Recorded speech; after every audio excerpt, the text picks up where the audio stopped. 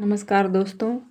आज मैं अपने परम पूज्य गुरुदेव श्री रमण महर्षि के श्री चरणों में अपना ये पहला वीडियो अर्पित करने जा रही हूँ, जो किताबों का एक सफ़र है जिसमें हम ऐसी यात्रा या खोज पर निकल रहे हैं जिनका नाम है अज्ञात यात्रा।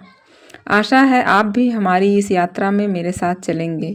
शुरुआत हम श्री रमण महर्षि की पुस्तक रमण महर्षि के अनमोल वचन से करते हैं। संपादक हैं आर्थर ऑसबोर्न। 50 वर्षों तथा तिरुवन्नामलाई में अपनी जीवन अवधि के दौरान भगवान श्री रमण महर्षि के पास देश के अलग अलग हिस्सों से तथा विदेशों से आने वाले लोगों का तांता लगा रहता, जो उनसे आध्यात्मिक मार्गदर्शन, शोक के क्षणों में सांत्वना या केवल उनकी उपस्थिति का दर्शन पाना चाहते थे। उन्होंने इन वर्षों के दौरान बहुत कम लिखा, परंतु आगंतुकों के साथ उनके वार्तालाप रिकॉर्ड किए गए और उन्हें उनके आश्रम द्वारा प्रकाशित किया गया। वे सभी डायरी के रूप में हैं, जिनमें केवल विषयों के अनुसार थोड़ा बहुत संशोधन किया गया है।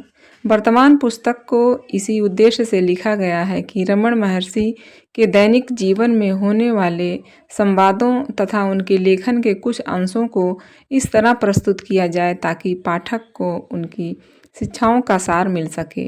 उनका लेखन कलेक्टेड वर्क्स ऑफ रमण महर्षि के नाम से जाना जाता है, जिसे इंग्लैंड में मैसर्स राइडर एंड कंपनी व भारत में रमणाश्रम ने प्रकाशित किया।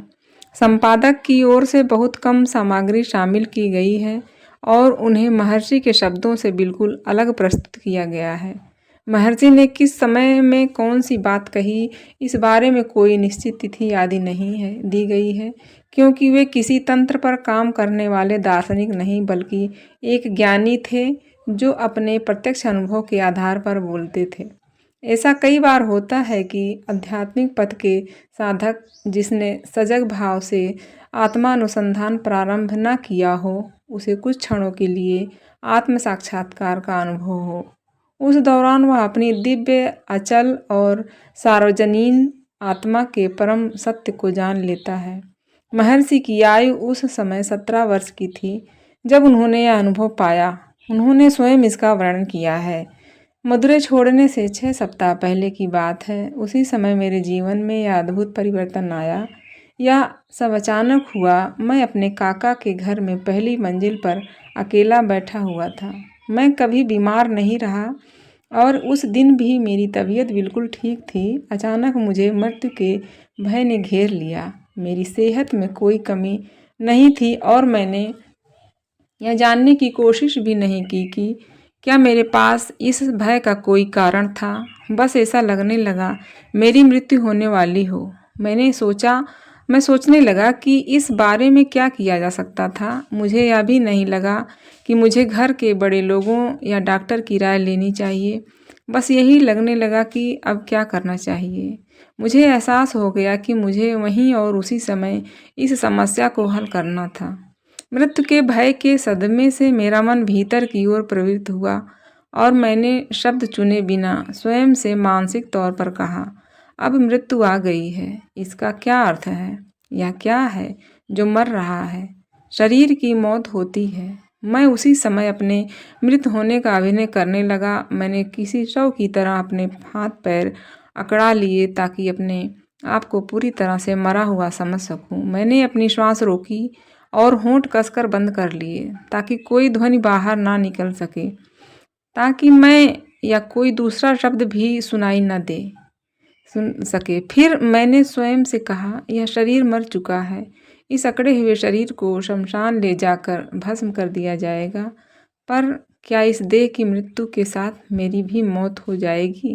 क्या यह देह मैं हूँ? यह शांत और जड़ है, परंतु मैं अपने व्यक्तित्व को पूरे वेग से महसूस कर रहा हूँ और मेरे भीतर का मैं इससे अलग है। मैं आत्मा हूँ जो देह से परे है। देह मरती है, परंतु इससे परे रहने वाली आत्मा को मौत छू भी नहीं सकती। इसका अर्थ है कि मैं मृत्यु से परे एक आत्मा हूँ। यह सब नीरस विचार नहीं थे। यह सब मेरे सामने जीवंत सत्य की तरह आ रहे थे और मैं इन्हें किसी विचार प्रक्रिया के बिना प्रत्यक्ष तौर पर पा रहा था।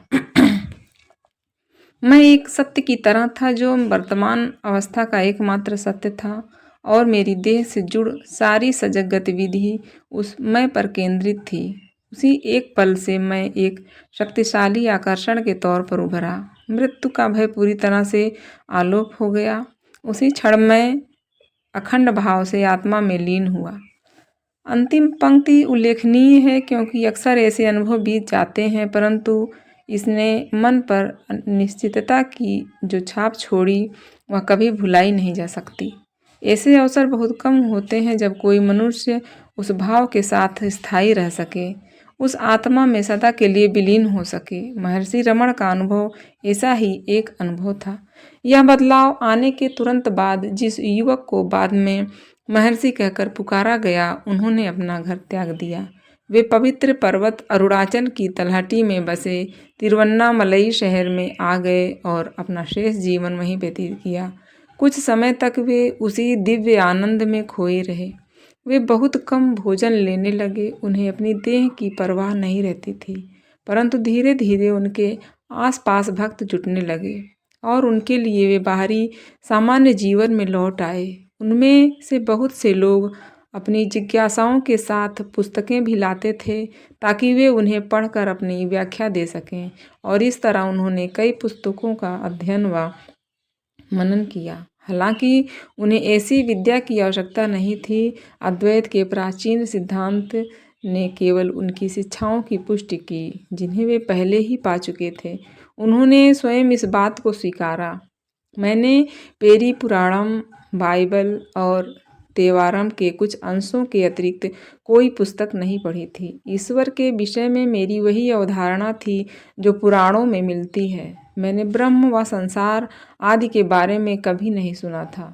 मैं तब तक यह भी नहीं जानता था कि हर चीज को रेखांकित करने के लिए एक भाववाचक आत्मा थी और मैं व ईश्वर दोनों ही इससे जुड़े थे। बाद में मैंने तिरुवन्नामलाई में ही ऋभु गीता व अन्य ग्रंथों को सुना। मैंने यह सब सीखा और पाया कि किताबों में उसी नाम रूप की चर्चा और विश्लेषण था जिससे मैंने किसी की सहायता के बिना सहज भाव से जान और सीख लिया था।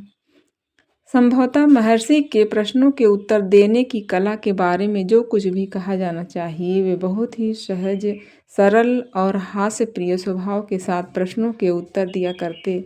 अगर प्रश्नकर्ता उनके उत्तर से संतुष्ट न होता तो वह बिना किसी संकोच के पुनः प्रश्न कर सकता था या अपनी आपत्ति प्रकट कर सकता था। कहते हैं कि वे मौन के माध्यम से शिक्षा देते थे, परंतु इसका अर्थ यह भी नहीं था कि वे कभी मौखिक उपदेश नहीं देते थे।